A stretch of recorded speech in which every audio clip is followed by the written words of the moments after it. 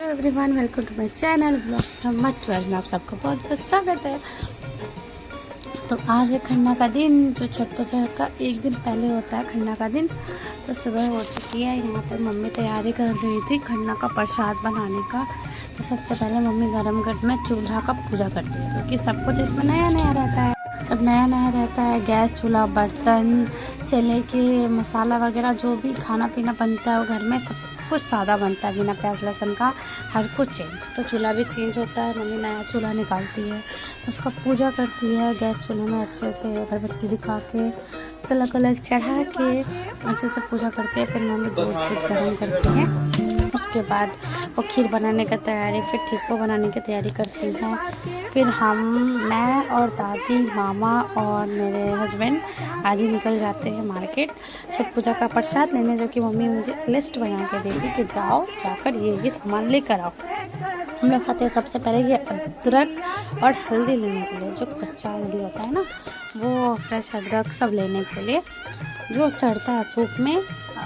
ये छठ पूजा में कुछ भी इधर उधर का सामान नहीं चलता, सब घरेलू टाइप सामान चलता है। फल फूल, नारियल, नींबू, बड़ा नींबू, छोटा नींबू, मूली, अदरक, हल्दी, अनारस, इस टाइप की फल वगैरह चढ़ती है।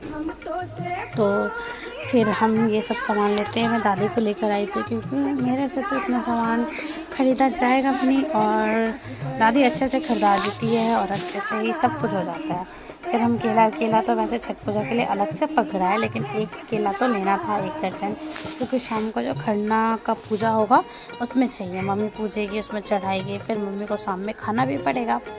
फिर हम आ जाते ईख लेने के लिए। ये ईख इतने महंगे दे रहे थे, कह तो रहे थे 100 रुपये का 2 मिलेगा, मतलब 50 का एक, 50 का एक, इतने महंगा। तो हमने 2 ख़रीदा, क्योंकि इसके टुकड़े होंगे ना, एक बड़ा वाला का 3-4 टुकड़ा होगा, फिर दूसरे वाला का जितने सूप होते उसमें चढ़ते। फिर इसे तो क्या अदरक, पता नहीं अदरक पाद या पता नहीं अदरक क्या कहते हैं इसे, अदरक पाद कहते हैं। तो ये लेना पड़ता है, क्योंकि ये भिगा के छठ पूजा के बाद जो चढ़ता है ना, तो एक घर का जो दूरा होता है ना, मुखा जैसे कहते हैं, दूरा मेन गेट, उस पर ये चिपकाया जाता है, इधर एक इस साइड से। ये अच्छा होता है, शुभ होता है, बहुत कुछ कहते हैं। अब इसका स्टोरी क्या है ये तो मुझे नहीं पता, लेकिन बचपन से देखती आई हूँ। मम्मी छठ पूजा से लौटने के बाद मम्मी यही करती है हमेशा।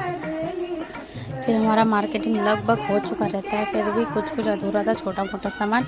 यहाँ मामा का देखो कैसे खड़े हैं ईख लेकर, ये एकदम से। हमने बहुत सारा सामान, काफ़ी ज़्यादा झोला, हम 3 लेकर आए थे, बैग बड़े सारे भर गए थे। फिर लास्ट में पान बच गया था, हम पान भी लिए। फिर मैं जाती हूँ, मेरे आंटी का दुकान रहता है यहाँ पर कपड़े की, मैं वहाँ पे भी जाती हूँ। आंटी से फिर थोड़ी देर बैठ के बात करती हूँ, क्योंकि थक तो गई थी बहुत। फिर घर जाती हूँ, वहाँ पे फिर मम्मी पूजा का तैयारी कर रही होती, क्योंकि शाम हो गया था हमें जाते जाते घर। मम्मी यहाँ पूजा का तैयारी कर रही थी, बहन वहाँ पे रोटी बना रही थी। जो रोटी भगवान जी को चढ़ते हैं, हमारे 4 सूप चढ़ते हैं, तो 4 रोटी यहाँ, उस पर खीर रख के, फिर उसके ऊपर केला रख के, पान सुपारी वगैरह सब चढ़ते हैं, क्योंकि जिसके लिए मम्मी छठ करती है उसको प्रसाद खाया जाता है, जैसे मैं, भाई। फिर यहाँ पे पूजा वूजा करती है। फिर शाम को मम्मी जब पूजा करने के बाद मम्मी प्रसाद खाएगी, मतलब इसमें से नहीं खाएगी, अलग से खाएगी।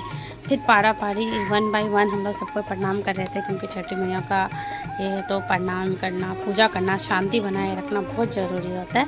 तो पापा, मैं, बाबू, सब लोग यहाँ पे, मामा और वो ठेकुआ बनाने की तैयारी कर रहे थे। और बाबू इतने अच्छे से प्रणाम कर तो रही थी साथ में, और सबको सिखा भी रही थी कैसे करना है, कैसे नहीं करना है।